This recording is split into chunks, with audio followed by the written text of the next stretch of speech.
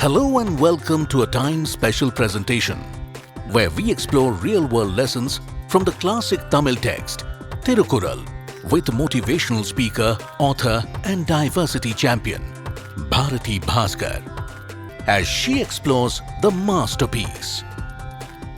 The sayings and quotes were plentiful. A father is someone you look up to no matter how tall you grow. Dads are most ordinary men turned by love into heroes, adventurers, storytellers and singers of song.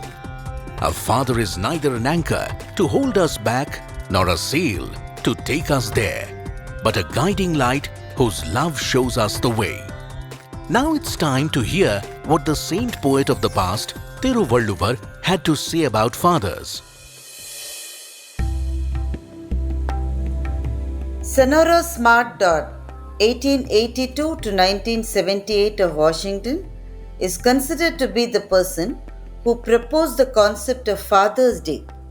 She was raised by her father, a Civil War veteran, along with her 13 siblings. She wanted to honor the loving fathers and petitioned the church to recognize fathers every June 5th, which was her father's birthday. The church accepted the idea in 1910, but by then June 5th was missed and they all settled for the third Sunday of every June. I don't recall ever wishing my father on Father's Day. When he died 9 years ago, I was not crying, but I was furious with him. He can't leave me alone and go. Everyone who lost the second parent is an orphan. I was an orphan that day.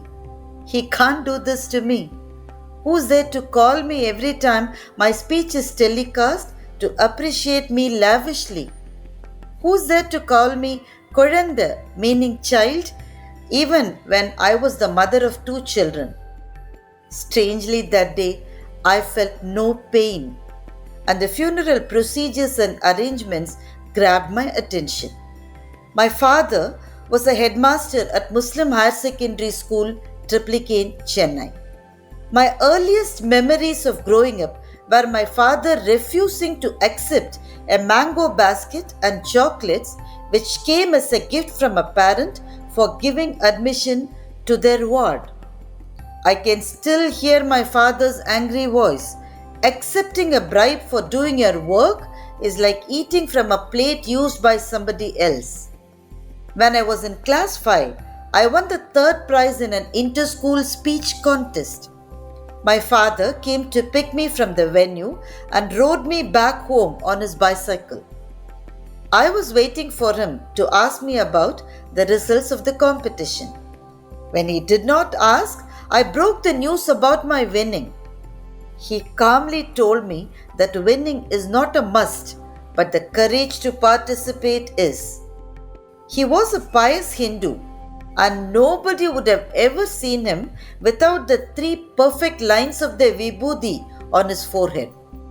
However, when the school management decided to construct a mosque and funds were to be raised, my father took the entire initiative on him. He visited shops and establishments and potential donors to raise the money for building the mosque. He never lectured us on respecting and coexisting with all faiths, but there he was, a living example of the same. He aged gracefully, looking more handsome with each passing year. Always clad in a nice t-shirt, combing the remaining few streaks of the hair on his head carefully, applying face powder furiously first and then patting the face to even out the makeup were all part of his daily routine. He never went to the hospital except for his cataract surgeries, and one day he died peacefully at home. 2 weeks later, I went upstairs to take out the dried clothes. A call came from an unknown number. The person on the other end told me that he was my father's student.